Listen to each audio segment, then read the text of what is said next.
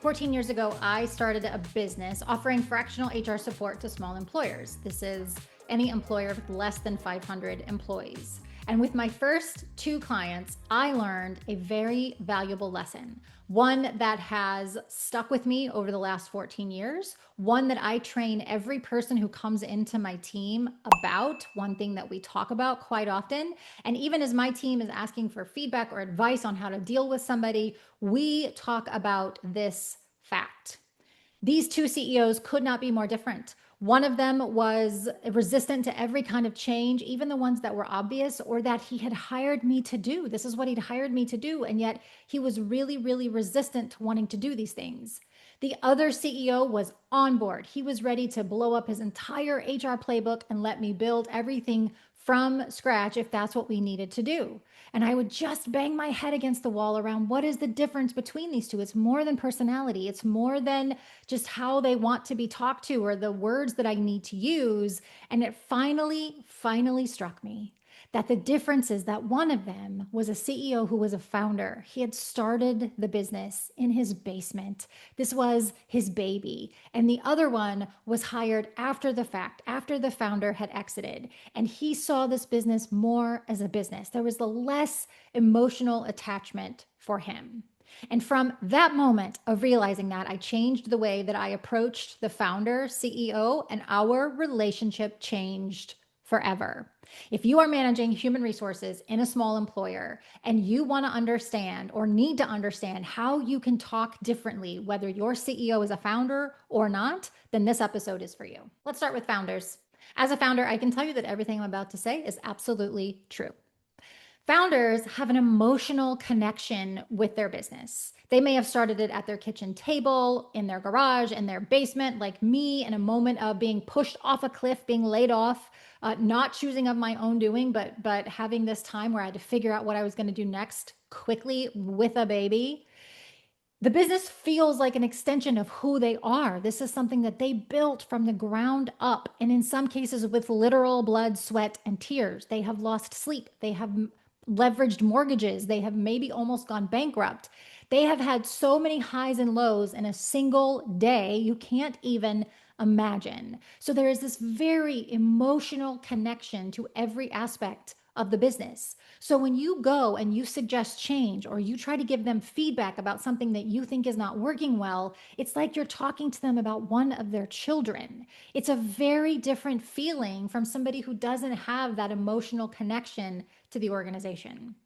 When I would go to CEO founders before I realized what a big deal this was, and I would suggest change that seemed so very obvious to me, or even when we've had employees who were maybe a little toxic and they really needed to be moved out of the business, but they were somebody that was with the founder in the beginning, the founder is often they really struggle to make those changes.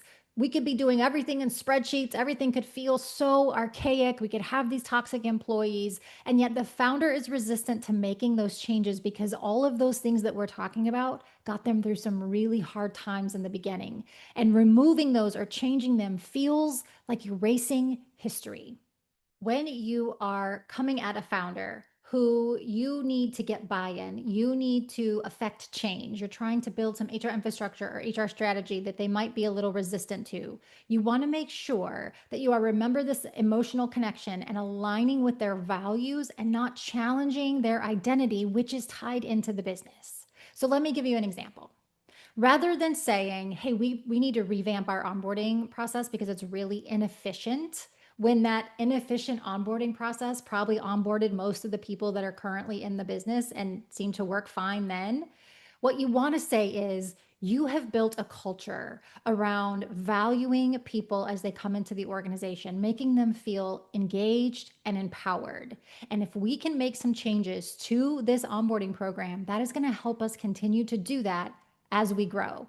You must align whatever it is you're suggesting with the values that they want to keep, that they envision for the business in the beginning, and that they are trying to perpetuate. And when you do that and not challenge the identity of the business, you will go much further. Now let's talk about CEOs who come in either after the founder has exited the business Or the founder is taking more of an advisory role, a high level board type position, and they're allowing this CEO to manage the business. Typically, they are being brought in to help scale the business, help grow the business, make it more efficient, make it more profitable. They are going to be very much more metrics driven than maybe your original CEO founder. They weren't there in the beginning. They weren't there in the early days when products were being shipped out of a garage. So they don't have those emotional ties that a CEO founder is going to have. They truly care about performance. They are going to want to understand the ROI. They are going to want to know metrics over feelings. This is a facts over feelings situation for sure. And they are going to want to understand how HR contributes to the growth that they're trying to achieve. So the difference when you are talking to a CEO who came in after the fact is that everything must be metrics driven. Rather than saying we need to change our onboarding because the managers are struggling to manage it, you would say, we need to change our onboarding because in our last engagement survey, 30% of respondents said that they really struggled through the onboarding process, leading to a longer ramp time, a longer time for them to be productive. And so we need to change our onboarding experience to shrink that ramp time. They are going to respond so much more to metrics than they are to the emotion. Let me give you two quick examples of how this can play out to show you the difference in how I would approach a CEO founder or a CEO who was hired after the founder. And in the first example, let's say that you are trying to get the funding, the budget for a new HR tech system, a new HRIS system. Maybe you don't have one. Maybe you've been doing things manually and you are trying to get your CEO to give you a budget to implement a new HR tech system. The way that I would go about the initial conversation with either of these individuals changes whether they are the CEO founder or whether they were hired after the fact. So first, if I were going to approach the CEO who is the founder, here is what I would say. I know we've been using spreadsheets and email for a long time. That's worked well up to now. But as we grow, I want to make sure our new hires feel the same level of care and clarity that you worked so hard to build. This new system helps us keep that consistency without losing our personal touch. This, again, aligns with the values of this owner. It does not challenge the identity. It doesn't say spreadsheets are boring or wrong or old school. It just says, hey, those worked for a while. And all founders know, all entrepreneurs know, we have to do what we have to do for a while until we can do better. But once we can do better, then when you align your question, your whatever it is you're trying to get buy-in for, when you align that with the values, the core values that they built the business on and that they are trying to perpetuate as they grow, then you are much more likely to get that buy-in. Now let's see how the approach changes if I am dealing with a CEO who is not the founder. They came in later. They don't have that emotional attachment. Remember, they are very, very metrics driven. Here is what I would say to them. We are spending over 20 hours a week on manual onboarding tasks. This system would cut that by 60%, reduce errors, and improve the employee experience. I estimate we'd save about $2,500 a month. Same outcome, same ask. In both scenarios, you are trying to get a budget for an HR tech system, but I would absolutely change the way I approach it based on which one of those two individuals I'm talking to. Let me give you one more example. Let's say you have a culture initiative that you want to implement. Maybe it is a monthly all hands meeting, and you think that the CEO should be a part of that and enhance the communication that is going on in the organization. Again, I would change how I bring this up based on whether that CEO is a founder or whether they are hired after the fact. So let's start with the founder. Here's exactly what I would say to them. You built something really special here. As we scale, I want to make sure that the culture you created doesn't get diluted. Right there, you are leading into what you've built, your values is something that I'm trying to protect here. The minute that they feel as though you are trying to protect the values with which they gave their blood, sweat, and tears for, the more likely they are to actually hear out the rest of whatever it is you're trying to get them to do. Now let's talk about how I would change that if I were talking to a CEO who was hired after the fact. Here's what I'd say to them. Our turnover is trending up. A more intentional focus on culture and communication could reduce that churn and protect our investment in talent.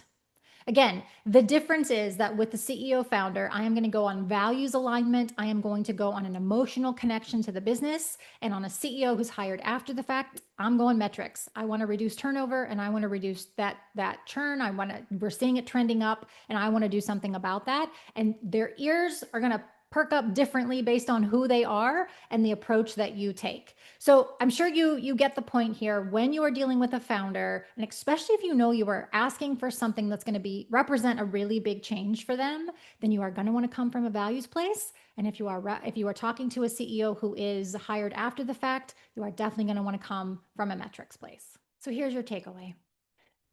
Knowing who your CEO is helps you understand how to approach them. Is it foolproof? Am I trying to say that CEOs who are founders never think about metrics? Of course not, because they do. I'm just saying that if you are looking for major change, if you are questioning something that maybe has been a deeply held belief, something we call a sacred cow, whether that's a process, a system, or a person, then you are going to have to come at the two a little bit differently, the CEO founder versus the hired CEO, a little bit differently to get the outcome that you want. Our job as human resources is to adapt. It's to adapt to the individual that is in front of us. And there is no more important person to adapt to, especially when you're trying to get buy-in, than your CEO. I always like to give you one thing you can do, one thing that you can do today to move in this direction. If this is something that resonated with you, then what now? What do you do now? This one's an easy one because you just have to sit and think for a few minutes. You just have to sit and think about, who is my CEO? Are they the founder? Are they not? And can I think about situations where I tried to come at them from a metrics approach, but maybe should have came at them from a values, or I came at them from a values and should have maybe looked at metrics. Maybe think about how the next time you're trying to get buy-in or you're trying to get them to change their mind about something, that you approach it a little bit differently and see if it works. I can't say it works 100% of the time, but I can tell you without fail, even as people are trying to give me feedback about my business or trying to get me to change something, when they come at me with, here's what you built and we're trying to protect that, I'm so much more willing to listen than I am if they just come at me and say something is very broken in this business that I have a really emotional tie to. So the one thing you can do is just really kind of sit and think about your CEO and think about, how have you approached things, especially if you've gotten a no in the past? And do you think the outcome could have been a little bit different if you had approached it differently? If you do this, if you have a story about this, we are always looking for people to feature in later seasons of this podcast, those managing HR in small employers. So if this is you and you have a story about how you have changed your approach based on founder or hired CEO and it worked for you, then I would love to hear from you. You can always send me a message on LinkedIn and connect, and maybe we could feature you in a future episode. The next episode of the HR Connection talks all things AI. Can AI manage human resources for small employers? This is such a hot topic, I know, and it's something that I get asked all the time. So if you're not already subscribed, please do, so that you get the notifications for that. It's going to be a really good one. Thanks so much for being here on the HR Connection, and we'll see you next time.